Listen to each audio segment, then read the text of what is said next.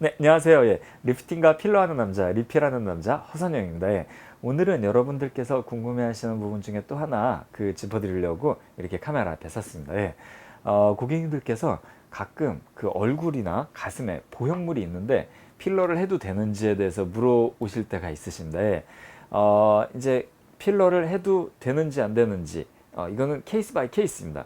그래서 예를 들자면 보형물의 종류나 보형물의 부위나 같은 부위의 같은 보형물이라도 그 보형물의 그 삽입 위치에 따라서 필러를 더 할 수도 있고 더 할 수 없을 수도 있습니다. 예. 그래서 먼저 그 보형물이 있어도 필러 자유롭게 편안하게 할 수 있는 부위부터 설명을 드리겠습니다. 예. 첫 번째는 어느 부위냐면 이제 앞광대 보형물입니다. 앞광대에 예전에는 보형물 수술을 하시는 경우가 꽤 있으셨어요. 이렇게 좀 더 입체감 있고 더 얼굴이 작아 보이고 더 그 동안 느낌을 주기 위해서 눈밑 주름도 많이 해결이 됐었죠. 근데 필러가 나온다면 요즘은 거의 안 하는 수술이 되긴 했는데요. 실리콘 보형물로 앞광대를 보강한 경우, 이 경우 필러 시술이 가능하십니다. 캐뉼라로 하시면 되시고 바늘이나 이런 걸 쓰지 않는 게 좋습니다. 여기는 왜냐면 보형물이 실리콘이기 때문에 뾰족한 바늘로 잘못 찌르면 보형물이 찢어지고 찢어진 보형물이 돌아다닐 수도 있습니다. 예.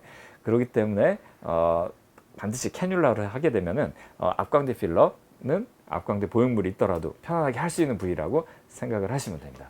두 번째, 팔자 필러 하는 부위에 귀족 보형물, 팔자 보형물이 있는 경우에 마찬가지로 할 수 있습니다. 앞광대 보형물과 마찬가지로 이쪽에서 이렇게 들어가기 때문에 그 보형물이 있는 공간 위에다가 필러를 심을 수 있습니다. 그래서 안전하게 할 수 있는 부위 중에 하나라고 생각하시면 됩니다. 그리고 세 번째, 턱 보형물, 보형물이 있어도 아주 편안하게 그 턱필러를 할 수 있는 부위입니다. 보통 턱필러는 바늘을 이용해서 이렇게 들어가는 경우가 많은데 그렇게 하지 않고 이쪽 양 끝에 그 구멍을 뚫어서 캐뉼라로 이렇게 시술하게 되면 보형물을 이렇게 수직으로 찌르는 위치가 아니라 보형물하고 이렇게 수평으로 이렇게 들어가서 보형물 위에 필러를 이렇게 예쁘게 안착시킬 수가 있습니다. 안전하게 안착시킬 수 있기 때문에 요거는 할 수 있는 케이스 세 번째입니다. 그 다음에 이제 두 번째는 이제 보형물이 있을 때 수술을 하면 안 되는 거에 대한 걸 오늘 설명을 드릴 건데요.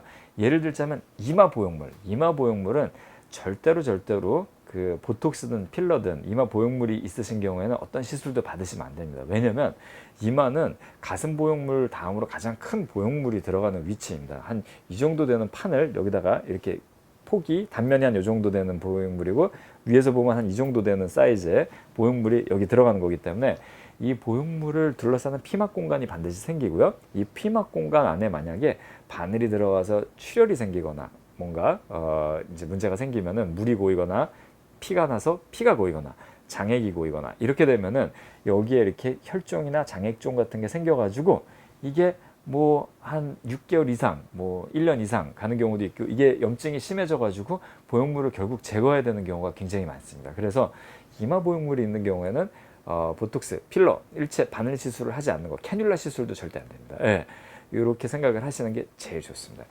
그리고 이제 그 다음으로는 가슴 보형물인데요. 가슴 보형물이 있는 경우에는 그 필러를 할 수도 있고 못 할 수도 있습니다. 가슴 필러는 현재로서는 대한민국에 그 가슴 전용 필러로 허가된 제품은 없습니다. 필러로 가슴을 예쁘게 한다. 보형물 대신에 볼륨을 채워서 가슴을 예쁘게 한다라는 거는 지금 현재로서는 바디용으로 허가된 제품이 있지만은 그게 이제 가슴에 딱 특화되어 있는 제품은 아직 허가가 안 돼 있다고 보셔도 될 것 같습니다. 물론 하는 병원들도 있으시고요. 이제 그 의료 시술 자체가 어떤 새로운 제품, 새로운 시술이 있을 때 그 고객님하고 병원하고 이렇게 그 어떤 그 합의나 동의를 통해서 그런 시술을 할 수 있습니다. 그거는 합법적인 건데요. 근데 이제 일단은 제품 자체가 가슴 전용으로 나와 있었던 예를 들자면 웨스틀렌의 매크롤레인 이런 제품들은 현재 아직 한국에 들어와 있지 않기 때문에 조금 애매한 부분이 됩니다. 근데 보형물이 있을 때 이제 필러를 해도 되느냐 안 되느냐 이 부분에 대해서는 이렇게 생각하시면 됩니다. 보형물이 가슴 근육, 대흉근 밑에 있으면 그러니까 근육 하 방법으로 가슴 보형물 수술을 했으면 가슴의 유선층에다 사이사이 지방층에다가 필러를 할 수 있습니다. 이거는 안전하고 괜찮은 방법이고요. 만약에 근육 위에 즉 이제 유선 조직 바로 밑에 보형물을 설치해서 하는 그런 이제 가슴 성형 방법을 선택하셨다면은 그 경우는 필러를 하지 않는 게 맞습니다. 아까 이마 필러랑 마찬가지로 이마 보형물이 있는 공간을 피막이 둘러싸지 않습니까? 마찬가지로 가슴 보형물이 있는 공간을 또 피막이 둘러싸는데 그 안에 뭔가가 주입되거나 또는 물이 고이거나 피가 고이거나 그러면 그 안에서 염증이 되게 심해질 수 있으세요. 예, 그래서 결국 가슴 보형물을 빼내야 되는 경우까지 갈 수 있기 때문에 절대로 그 경우는 하지 않는 게 좋습니다. 그래서 가슴 필러를 할 수는 있지만 한다면은 그 가슴 보형물이 있으신 분들이 가슴 필러를 하실 수는 있지만은 하시기 전에 자기가 어떤 방법으로 수술하셨었는지 확인하신 다음에 하는 게 좋습니다. 그게 안전하시고요. 네.